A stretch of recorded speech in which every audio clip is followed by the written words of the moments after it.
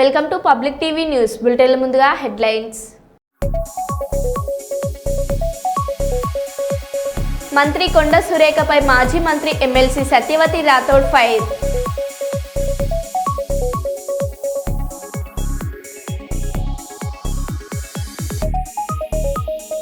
Visakha steel plant వద్ద రోడ్డుపై బైఠాయించిన APCC chief YS Sharmila.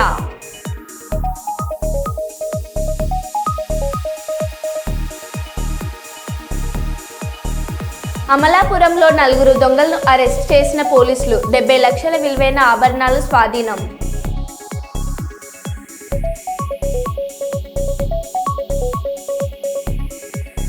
Kuppam రోడ్లపై చెత్త వేయరాదు హెచ్చరించిన మున్సిపల్ కమిషనర్ శ్రీనివాసరావు.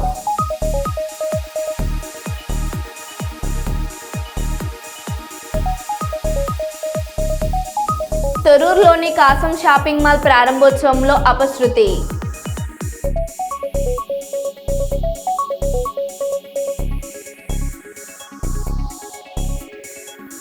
దసరా శరన్నవరాత్రి ఉత్సవాలకు ముస్తాబైన ఇంద్రకీలాద్రి.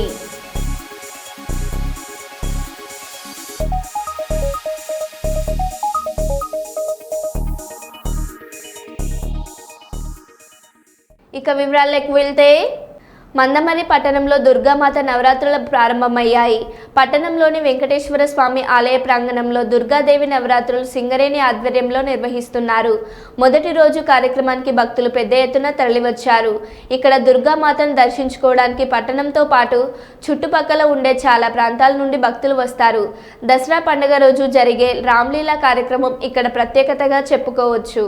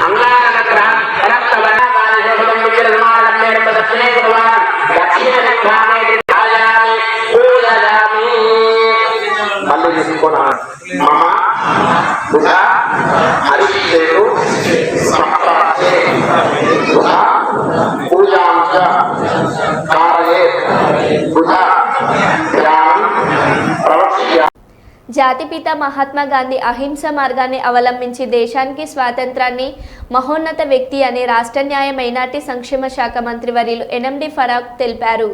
బుధవారం మహాత్మా గాంధీ జయంతి వేడుకల సందర్భంగా రాష్ట్ర న్యాయ మైనార్టీ సంక్షేమ శాఖ మంత్రి ఎన్డి ఫరూక్, జిల్లా కలెక్టర్ శ్రీమతి రాజకుమారి గనియా, ఎమ్మెల్సీ ఇషాక్ బాషా, మున్సిపల్ చైర్పర్సన్ మొబెన్సా, డిఆర్డీఓ పద్మజ, కార్పొరేటర్లు, కౌన్సిలర్లు తదితరులు పాల్గొన్నారు. రోజున మహాత్మా గాంధీకి గౌరవ మంత్రివర్యులు, జిల్లా కలెక్టర్ గారు, అలాగే ప్రజాప్రతినిధులు అందరూ కూడా గాంధీజీ గారిని స్మరిస్తూ వారికి పూలమాలంకృతులు చేస్తారు.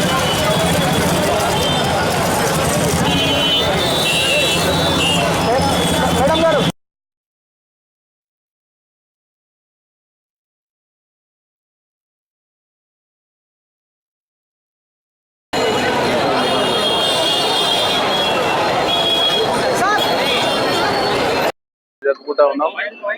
అన్ని కులాలకు మతాలకు పార్టీలకు అతీతంగా ఈ రోజు మేమందరం కూడా గాంధీ చౌక్లో నిలబడి గాంధీ గారికి నివాళులు అర్పించడం జరిగింది. కలెక్టర్ గారు, జేసీ గారు, అదేవిధంగా మన వైస్ చైర్మన్ గారు, ఎమ్మెల్సీ గారు అందరూ కూడా రావడం జరిగింది. ఇక్కడ మహాత్మా గాంధీ గారికి మనమందరం ఒక కుటుంబం మంది అంతా మనందరం కూడా ఆ రోజు దేశ స్వాతంత్రం కోసం అందరూ కూడా పోరాటం.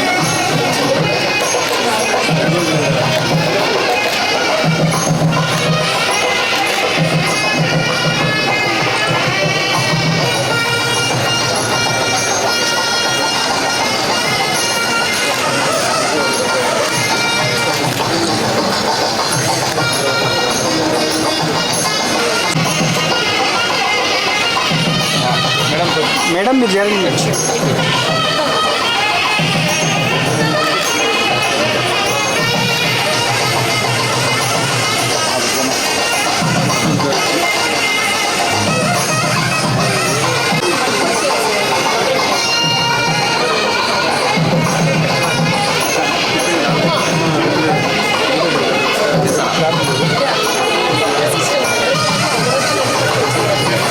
స్వచ్ఛత సఫాయి మిత్ర ఈ కార్యక్రమాలు ఒక షెడ్యూల్ ప్రకారము అందరూ కాలకృత్యాలు తీర్చుకొని ఏ విధంగా మన షెడ్యూల్ ప్రకారం మన డ్యూటీకి వెళ్ళాలా లేకపోతే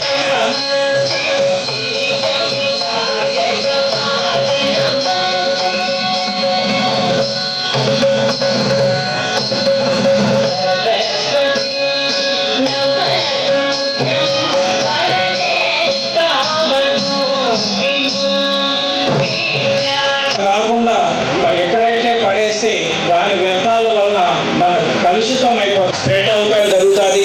దాని విధంగా మన ఆరోగ్యాలు కూడా దెబ్బతింటాయి. కాబట్టి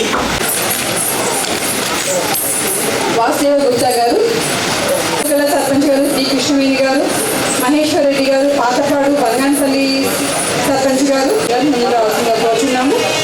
next panchayat secretary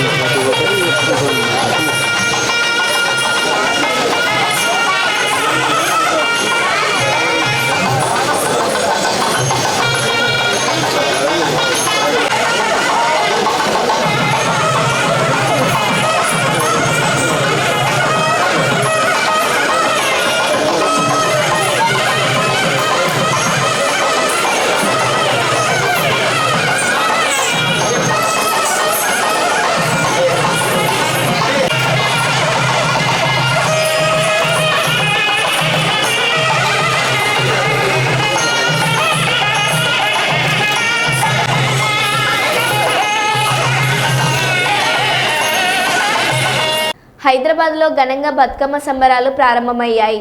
Ramachandrapuram Tellapur my home త్రిదశ అపార్ట్మెంట్లో బతుకమ్మ సంబరాలు ఘనంగా ప్రారంభమయ్యాయి. మహిళలు, పిల్లలు ఈ కార్యక్రమంలో ఉత్సాహంగా పాలు పంచుకోవడం జరిగింది. అంతేకాకుండా 3వ తేదీ నుంచి 13వ తేదీ వరకు విజయదశమి ఉత్సవాలు ఘనంగా నిర్వహించడం జరుగుతుందని అపార్ట్మెంట్ కమిటీ సభ్యులు శ్రీకాంత్ తెలిపారు. 3వ తేదీ ఉదయం కుంకుమ పూజలతో విజయదశమి ప్రారంభించడం జరిగిందని చెప్పారు. విద్యాబలం దైవబలం దదేవ లక్ష్మీపదేంద్రియుగం స్మరామి యత్ర యోగేశ్వరః కృష్ణః యత్ర పార్థో ధనుర్ధరః తత్ర శ్రీర్విజయో భూధరధ్రువాణీ ద్రమద్రమమ స్మృతే సకల కళ్యాణ భాజనం యత్ర జాయతే పురుషస్తమజన్నిత్యం వ్రజామి శరణం హరిం సర్వదా సర్వకార్యేషు నాస్తి తేషామమంగళం తేషాం హృదిస్థో భగవాన్ మంగళాయతనో హరిః లాభస్తేషాం దయస్తేషాం గుణస్తేషాం పరాభవః తేషామిందీవరస్యామో హృదయస్థో జనార్దనః ఆపదామపహరతారం దాతారం సర్వసంపదాం లోకాభిరామం శ్రీరామం భూయో భూయో నమామ్యహం శ్రీలక్ష్మీనారాయణాభ్యాం నమః. Mobiles దొరుకుతాయి. We don't want to take all your mobiles. Keep your belongings carefully and tell all your kids not to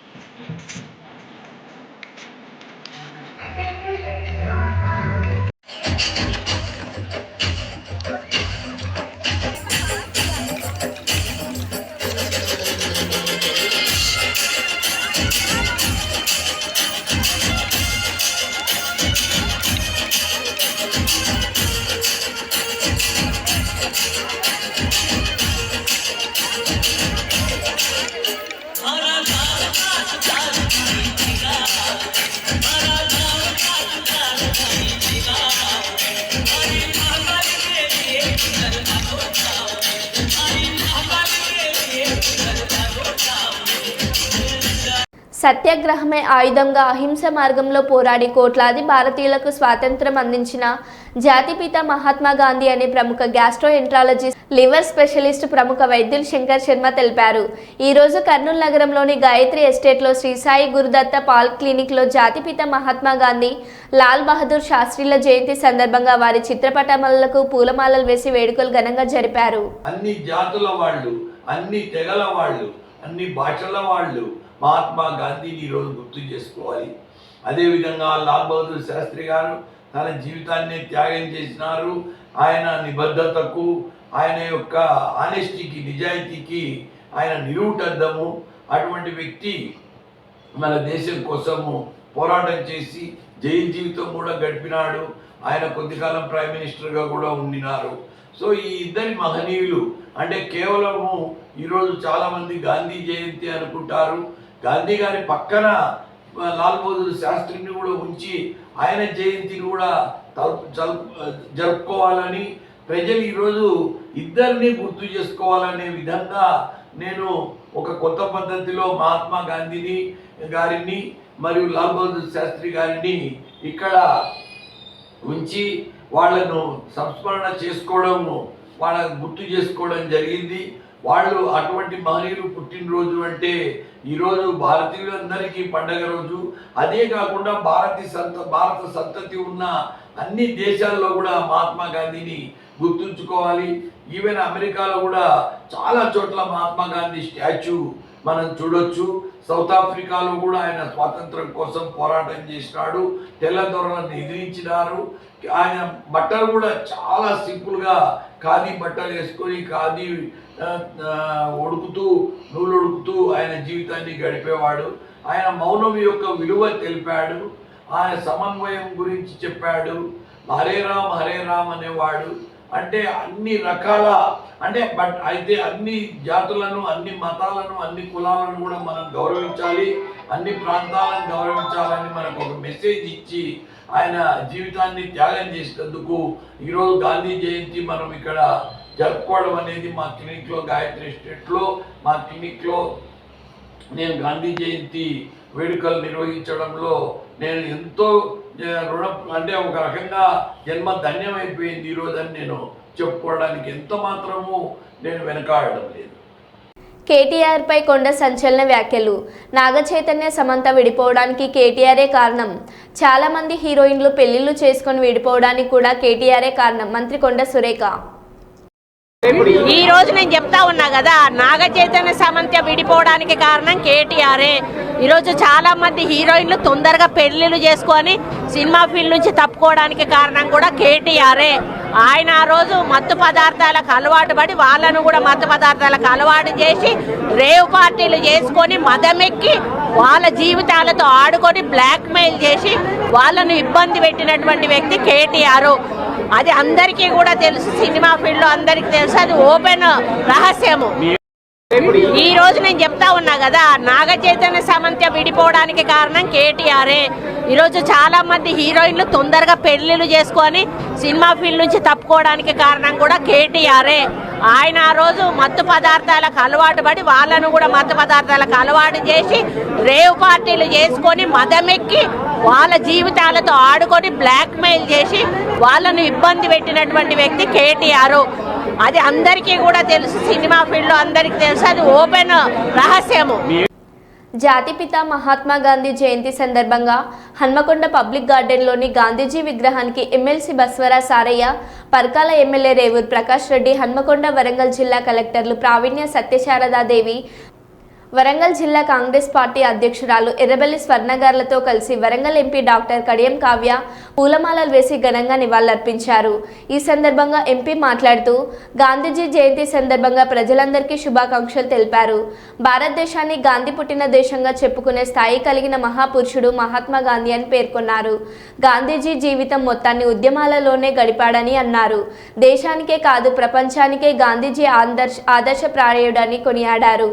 Mahatma Gandhi చూపిన సత్యం, ధర్మం, అహింస మార్గాలను అనుసరించాల్సిన బాధ్యత ప్రతి ఒక్కరిపై ఉందని తెలిపారు.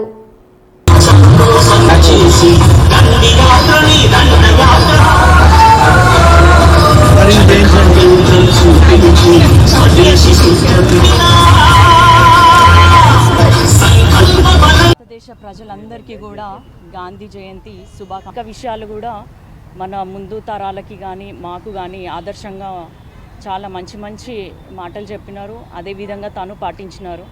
గాంధీజీ అంటే ఇష్టం లేని వాళ్ళంటూ ఎవరూ లేరు. అందరికీ కూడా గాంధీ జయంతి శుభాకాంక్షలు తెలియజేసుకుంటున్నాను. Thank you.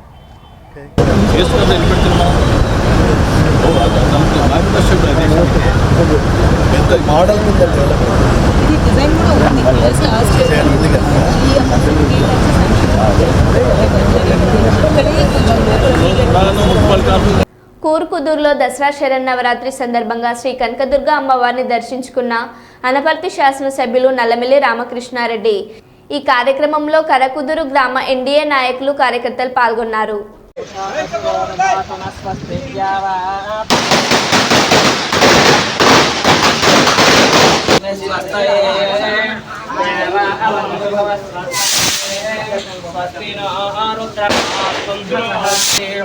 స్వస్తి పంత మనచరేమ సూర్యాది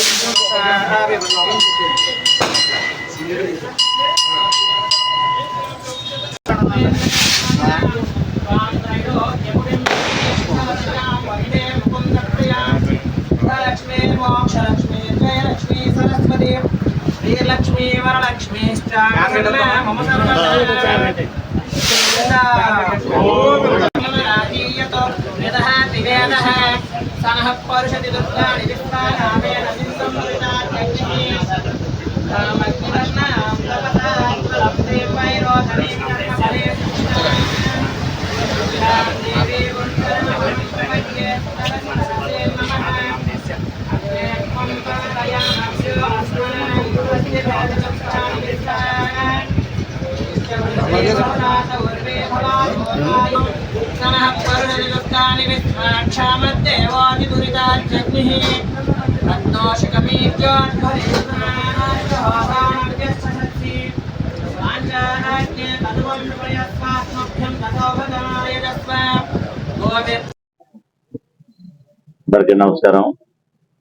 ఈ రోజు నుంచి దేవీ సేవలు ప్రారంభం కావడం జరిగింది. ముఖ్యంగా తలపూడి మండలం కరకూరు గ్రామంలో ఇక్కడ పురాతనం దాదాపు 30-40 సంవత్సరాల నుంచి ఈ ఆలయం, అమ్మవారి ఆలయం నిర్మాణం చేసి ఇక్కడ పూజలు చేయడం జరుగుతూ ఉంది. అదేవిధంగా భవానీ దీక్షలో కూడా దాదాపుగా 10 సంవత్సరాల నుంచి ఈ గ్రామంలో పెద్ద ఎత్తున నిర్వహించుకోవడం జరిగింది. ఇక్కడ పీఠం పెట్టడం, ఆ పీఠంలో పెద్ద ఎత్తున భవానీ పూజలు నిర్వహించడం, దీక్షలు నిర్వహించడం జరుగుతూ ఉంది. మరి ఆధ్యాత్మికత అనేది మన జీవన విధానాన్ని పెంపొందించడం కోసం మనుషుల్లో ఒక అత్యద్భుతమైన జీవన శైలికి నాంది పలికే విధంగా దీక్షలు, అయ్యప్ప దీక్షలు కానీ భవానీ దీక్షలు కానీ ముందుకు తీసుకెళ్ళడానికి మానవుడికి ఉపయోగపడుతుంది. ఆ విధంగా అనేక మంది పెద్ద ఎత్తున భక్తులు కార్యక్రమాలను నిర్వహించుకోవడం చాలా ఉత్సాహం. ఈ కార్యక్రమంలో మరి ఈ రోజు గ్రామస్తుల ఆహ్వానం మేరకు, ఇక్కడ ఉన్న భవానీల ఆహ్వానం మేరకు నేను ఈ కార్యక్రమంలో పాల్గొనడానికి అమ్మవారిని దర్శించుకోవడం జరిగింది. చాలా సంతోషం.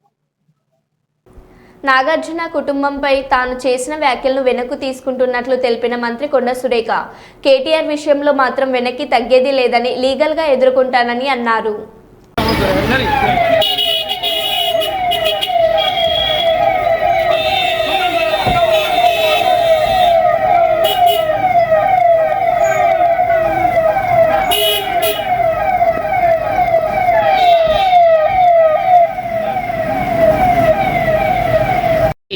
మరి చులకన భావం గురించి మాట్లాడుతూ మరి ఆయన నన్ను రొచ్చగొట్టే విధంగా మాట్లాడినప్పుడు నేను భావోద్వేగానికి లోనై మరి కొన్ని ఆయన మీద నేను విమర్శలు చేయాల్సిన అవసరం వచ్చింది.